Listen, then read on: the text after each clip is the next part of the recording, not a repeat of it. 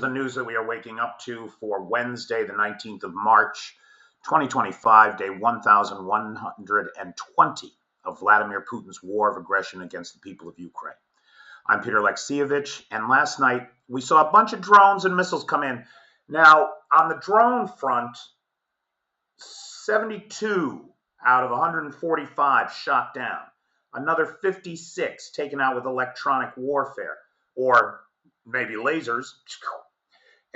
We don't know. And that's 128 out of 145. It's a solid 88% interception rate. Now, we also saw some missiles come in, and none of the missiles were shot down. There were 2 Iskander-M ballistic missiles and 4 S-300 missiles. The S-300s are almost impossible to shoot down because they're right across the border. Their flight time is measured in seconds, right?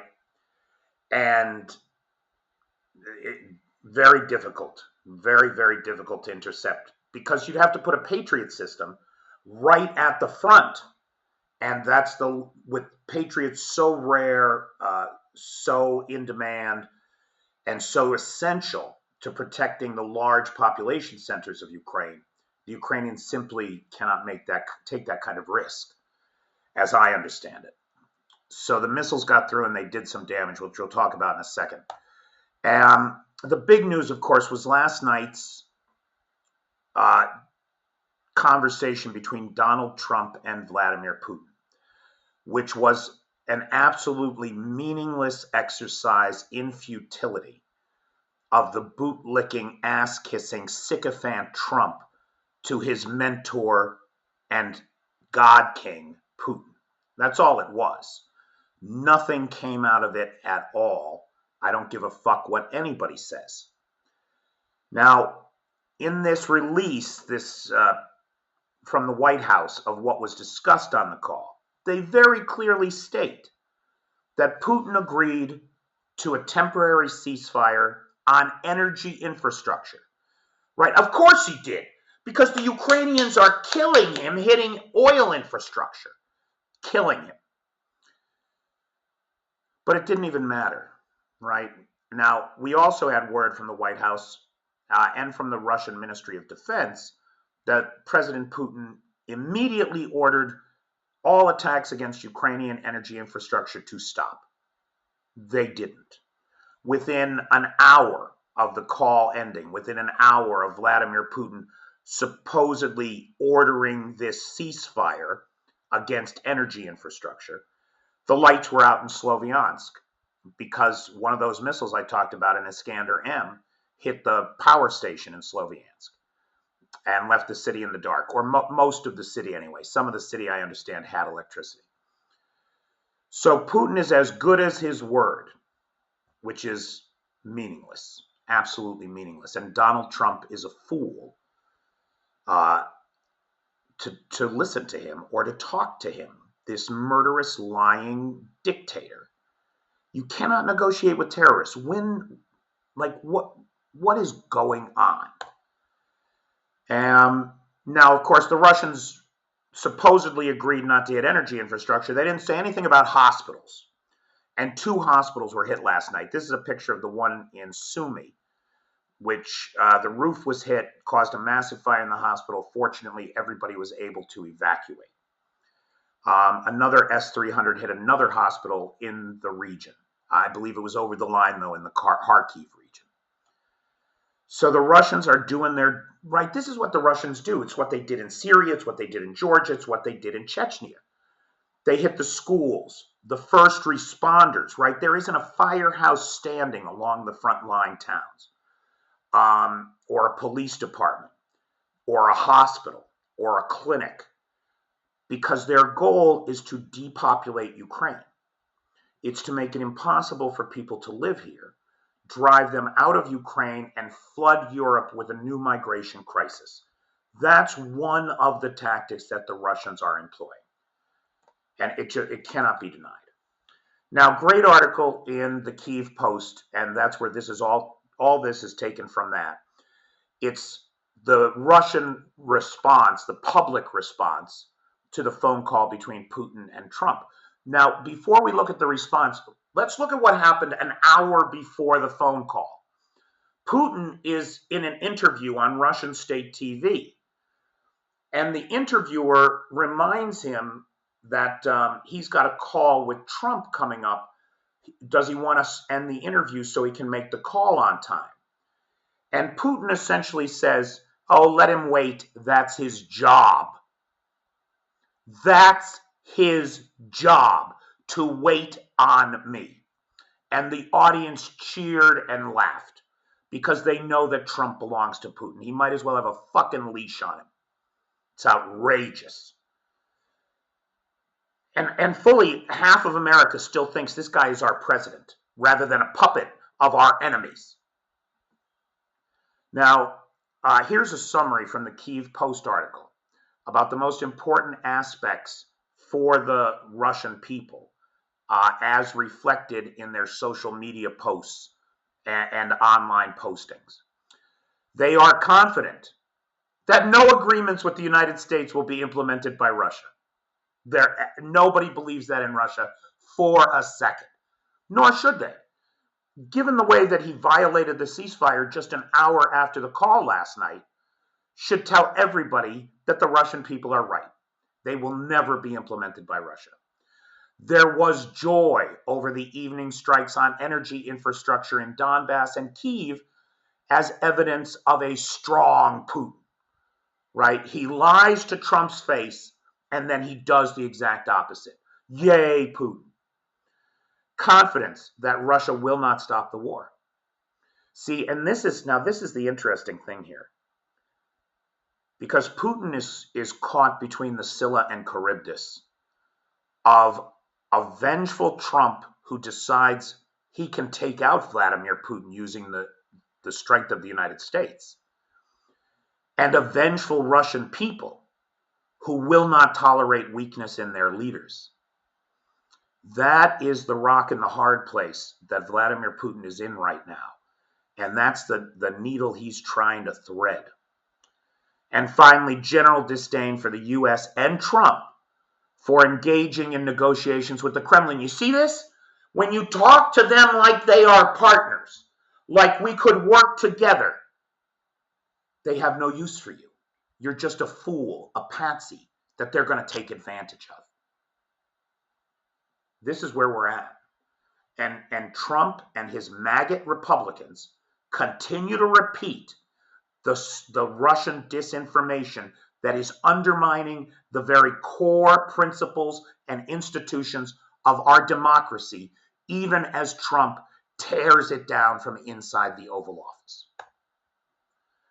Now, to this point about the energy infrastructure ceasefire, the Russian MOD did their usual disinformation propaganda bullshit this morning, saying that the Russian Ministry of Defense reported on Wednesday that the Russian military shot down its own drones that were en route to Ukrainian energy facilities following an order from President Vladimir Putin. Pollutin? Oh, I kind of like that. Vladimir Pollutin. To temporarily stop attacks on Ukrainian energy infrastructure. Now, there is no evidence to support this claim. Given the number of drones that the Ukrainians shot down, given the number of targets that were hit last night by both missiles and drones, no such order was ever given, or if it was ignored. So this is all nonsense, just Russian nonsense, should you happen to see it coming from the Russian bots who will seize on it and point it out as if it were fact. It is a lie. To the best of our knowledge, there is no evidence to suggest that the Russians did anything like this. Now, one of the things that I see coming up in the comments on my videos about the energy ceasefire agreement is this notion that, well, Ukraine wasn't part of the talks, so there can't be an energy ceasefire. And it's true that for any lasting peace, Ukraine must be at the table. for any real ceasefire negotiations, Ukraine must know that its red lines have not been crossed. However, if these God kings of the universe are going to divide the world up between them and ignore Ukraine, there's every right for Russia to make its own unilateral decisions, which apparently it did last night. And then ignored them, of course. So any side can make a unilateral decision at any time it wants. The fact that Russia said no more energy strikes is no reason that it should stop the Ukrainians if they haven't agreed to it and weren't at the table to agree to it, right? And so, and of course, these operations are planned well in advance. There would probably be no way for the Ukrainians to even stop this mission in the kind of time frame of the phone call last night. But last night, according to the operational headquarters of the oil depot in Kavkazky district in, I believe this is in Krasnodar Krai, in the village of Kavkazskaya, Kavkazky district, an attack by drones of the Kyiv regime was repelled. Of course it was. You can see from the fire raging in the background that all drones were successfully shot down, right? Due to falling debris, a fire broke out at an oil depot located near the village, the operational headquarters stated, adding that the automatic fire suppression and cooling system was activated, and the fire was classified as a level 4 emergency, which is a big deal, right? It was also reported that the 30 employees were evacuated safely from the facility, and the facility was shut down. Now, this isn't just an oil depot, it's a pumping station. So there's a pipeline that goes through there that pumps crude oil out to the Black Sea where it gets put on ships for transport. If the pumping station has been damaged enough, that will stop the flow of oil to the Black Sea for export. Now, as anybody who follows this channel knows, I have repeatedly suggested that now that oil is at $65 a barrel, the Ukrainians should shut it all down. Hit every pipeline, every pumping station, everything that they can. Cut off the lifeblood of the Russian economy now, when it is so fragile, so brittle. Now's the time to do it. For their part, Macron and Scholz reiterated their support for Ukraine, and they agreed that they would not stop weapons deliveries because of a U.S. brokered ceasefire, if that were a condition of the ceasefire. They won't. Scholz was very good on this last night. Now, of course, he can be stronger than he's been because he's lost the election and Merz is coming in. But he was very clear. We both agree that Ukraine can count on us, that Ukraine can count on Europe, and that we will not let Kyiv down. German Chancellor Olaf Scholz. Good to hear. Macron echoed that sentiment. We will continue to support the Ukrainian army in its war of resistance against Russian aggression. French President Emmanuel Macron. Perfect. Exactly right, gentlemen. Exactly right. Now, we believe, based on video footage of trains traveling from the far east of Russia in Kamchatka, right out by Vladivostok, all the way 9,000 miles to Kursk, that the Russians sent 150 170 millimeter Coxsand self-propelled guns to Kursk, along with 1,500 gunners to operate them. Now, the 14th separate regiment of Ukraine's unmanned system forces released a video that shows how its drones identified 3 of these self-propelled guns and then directed HIMARS strikes to destroy them in the Kursk region. So in this video alone, we saw 2% of the North Korean guns destroyed by the Ukrainian military. And you can be sure that others have been hit as well with all the fighting in Kursk, as it was the North Koreans, supported by the Rubicon drone brigade of the Russian Federation forces, that was responsible for the major offensive that drove the Ukrainians to retrench and withdraw under fire in Kursk. I would point out the Ukrainians are still in Kursk, and we don't know what's happening with Belgorod. According to the Russians, now Kyiv is completely silent about the Belgorod incursion, if there even was one. The Russians, on the other hand, are saying that they repelled the Belgorod incursion last night and secured the border. So I would remind everybody that they said the same thing when the Ukrainians went into Kursk. So it's very hard to know what's going on. The fog of war is thick on the Belgorod border right now.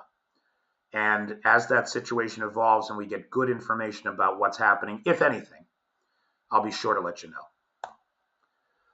Now here's some great video. I'll play this. But boy, Crimea was lit up last night. Ukrainian one-way drones striking a large number of Russian radars in Crimea, as well as several Pantsir S-1 air defense systems, S-300 launchers, an Mi-8 helicopter, and 2 tugboats. So not only did they hit an oil pumping station last night, they slammed air defense all up and down Crimea. Really, really impressive, as well as, of course, blinding the Russians increasingly. Now, I don't know, that looks like it could be a Nibu M, but I don't know. We don't know. The radars haven't been identified, and I'm not an expert enough to do that. But the Ukrainians are hitting back. Now, the Russians have lost as many attack helicopters in Ukraine as they did in 9 years in Afghanistan, over 330. There was a non-combat loss of a Russian Mi-28 helicopter during a training flight in Leningrad. Now, of course, training pilots is a dangerous business. It's a tricky business, and training accidents happen all the time. And we know the Russians are desperate to train up new pilots because they've lost so many. This is what an Mi-28 normally looks like. This is what it looked like after the crash. Again, this was a non-combat loss, just a training accident, but another multi-million-dollar piece of hardware that the Russians cannot afford to lose any more of. Lost. Finally,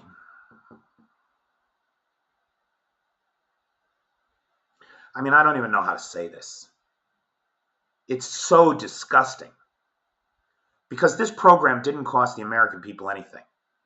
You know, it was funded for a couple $1 million, but it offered the hope of returning or identifying as many as 30,000 stolen Ukrainian children. And by some estimates, that may be only a third of them. So the United States had funded a program through Yale to track and identify stolen Ukrainian children and reunite them with their families. 1,240 children were successfully reunited with their families through this program before Trump pulled the plug and, according to some reports, deleted the database with all the information in it. Now, why would you do that? Why? So data about 30,000 abducted children may be gone for good.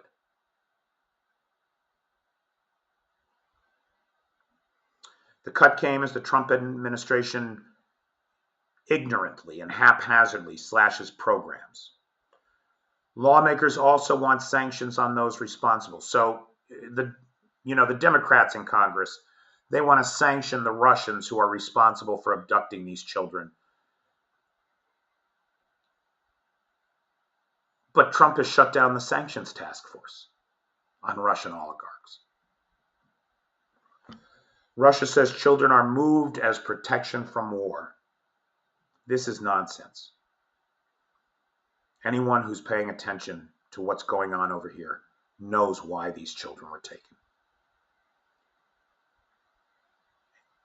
And this right here makes the Trump administration complicit in the slavery that they are being sold into and the evil that is being done to them. Make no mistake. Okay, that's it for me. We're live again. Hallelujah. Thank you, Jesus. And with a little bit of luck, I'll manage not to piss off the TikTok gods and stay live for a little while longer. So thank you, kids. We'll see you in the live tonight.